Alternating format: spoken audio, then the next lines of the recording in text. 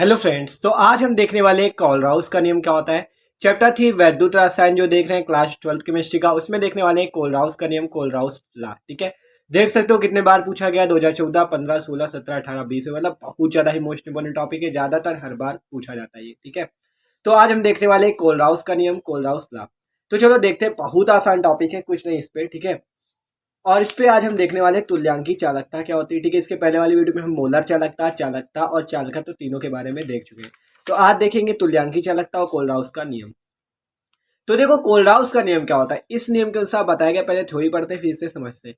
कह रहा किसी विद्युत अपघट्य की अनंत तनुता पर, मतलब कोई विद्युत अपघट्य उसकी अनंत तनुता कितनी होनी चाहिए, अनंत होनी चाहिए, मतलब इनफाइनाइट होनी चाहिए। अनंत तनुता पर उसकी मोलर चालकता, क्या कहा गया, उसकी मोलर चालकता। ठीक है, तनुता पर उसकी मोलर चालकता, तुल्यांकी चालकता, मतलब मोलर चालकता की बात हो या तुल्यांकी चालकता की।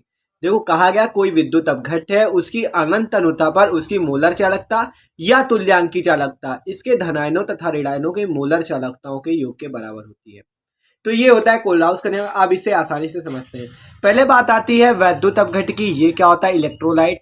तो जैसे आपका हो गया NaCl हो गया, HCl हो गया, ये सब वैद्युत अपघट्य कहलाते हैं। क्यों कहलाते हैं, क्योंकि अगर इनको आप विलयन में मिला दो, विलयन में अगर NaCl या HCl किसी को भी मिलाओगे तो क्या करते हैं, आयनों में टूट जाते हैं। जैसे NaCl को मिलाओगे तो Na प्लस और Cl माइनस आयन में टूट जाएगा। इसी प्रकार HCl को मिला दोगे तो H प्लस और Cl माइनस आयनों में टूट जाएगा।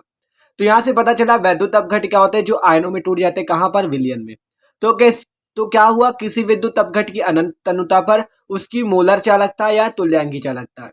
अब बात आती है तुल्यांकी चालकता क्या होती है। पहले तुल्यांकी चालकता समझ लेते हैं, फिर आगे समझते हैं क्या होता है। ठीक है, तो बात करते हैं तुल्यांकी चालकता, जिसे कहते हैं इक्विवेलेंट कंडक्टिविटी। ठीक है, तो कह रहा 1 ग्राम तुल्यांक, क्या कहा गया, 1 ग्राम तुल्यांक वैद्युत अपघट्य। वैद्युत अपघट्य कितना होना चाहिए, 1 ग्राम तुल्यांक का विलयन होना चाहिए। मतलब विलयन हमें वैद्युत अपघट्य का लेना है कितना, 1 ग्राम तुल्यांक, 1 ग्राम तुल्यांक लेना है। ठीक है, तो 1 ग्राम तुल्यांक विद्युत अपघट्य के विलयन, जिसमें इलेक्ट्राडों के अनुप्रस्थ काट का, जो इलेक्ट्राड होंगे उनके अनुप्रस्थ काट का क्षेत्रफल ए जो हो वो 1 सेंटीमीटर स्क्वायर, इलेक्ट्राडों के बीच की दूरी जो हो वो भी 1 सेंटीमीटर हो, तो जो विलयन की चालकता होगी वो आपकी तुल्यांकी चालकता कहलाएगी। तो एकदम आसान परिभाषा है, 1 ग्राम तुल्यांक वैद्युत अपघट्य के विलयन जिसमें इलेक्ट्राडों के अनुप्रस्थ काट का क्षेत्रफल 1 सेंटीमीटर स्क्वायर तथा इलेक्ट्राडों के बीच की दूरी 1 सेंटीमीटर है, तो विलयन की चालकता तुल्यांकी चालकता कहलाती है। ठीक है, तो तुल्यांकी चालकता को अगर और आसानी से समझना है तो आप मोलर चालकता वाला वीडियो देख सकते हो जाके, जिससे आपको वो मोलर चालकता भी बहुत आसानी से हमने समझाई है कि कैसे पूरा चित्र सहित। ठीक है, और तुल्यांकी चालकता भी उसमें समझ में आ जाएगी। तो आप देखते हैं कोलराउस के नियम में आगे क्या कह रहा है।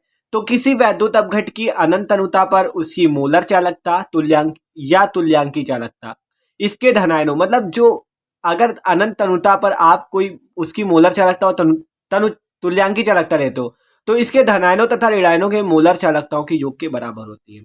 अब ये क्या बात हो गई, जैसे हमने लिया lambda infinite HCl, lambda infinite यहाँ पे आपकी मोलर चालकता है, मोलर चालकता वो भी कैसी, अनंत, क्योंकि अनंत तनुता पर बात हुई है। तो ये लैम्डा इनफाइनाइट क्या है, मोलर चालकता। तो मतलब किसी की मोलर चालकता जो है उसके धनायनों की मोलर चालकता और ऋणायनों की मोलर चालकता के योग के बराबर होती। क्या कहा गया, मतलब कि किसी वैद्युत अपघट्य की मोलर चालकता उसके धनायन और ऋणायन के मोलर चालकताओं के योग के बराबर होती है। ये होता है कोलराउस का नियम। बस इतनी सी बात है कि किसी वैद्युत अपघट्य की मोलर चालकता उसके धनायन व ऋणायन के योग के बराबर होती, किसके योग के, मोलर चालकता के योग के, या तुल्यांकी चालकता कह सकते हो आप। ठीक है, तो किसी वैद्युत अपघट्य की अनंत तनुता पर उसकी मोलर चालकता या तुल्यांकी चालकता इसके धनायनों तथा ऋणायनों के मोलर चालकताओं के योग के बराबर होती है। ठीक है, एग्जाम्पल देखा, लैम्डा इनफाइनाइट HCl, लैम्डा है ये। ठीक है, ये इनफाइनाइट आपका अनंत है, इक्वल टू क्या हो गया, lambda infinite H plus plus lambda infinite Cl minus. ठीक है, कोई दिक्कत नहीं। आप यहां से इससे भी परिभाषा बना सकते हो कि किसी वैद्युत अपघट्य, ये क्या है आपका वैद्युत अपघट्य है, तो किसी वैद्युत अपघट्य की, और ये लैम्डा इनफाइनाइट क्या है, मोलर चालकता है, तुल्यांकी चालकता। तो किसी वैद्युत अपघट्य की अनंत मोलर चालकता, अनंत तनुता पर मोलर चालकता उसके धनायन की मोलर चालकता और ऋणायन की मोलर चालकता के योग के बराबर होती है। ये होता है आपका कोलराउस का नियम। तो देख सकते हो कितने बार पूछा गया और कितना ज्यादा इंपॉर्टेंट है। तो भाई अगर वीडियो अच्छा लगा तो प्लीज वीडियो को लाइक जरूर कर दीजिएगा। Okay, thanks for watching this video.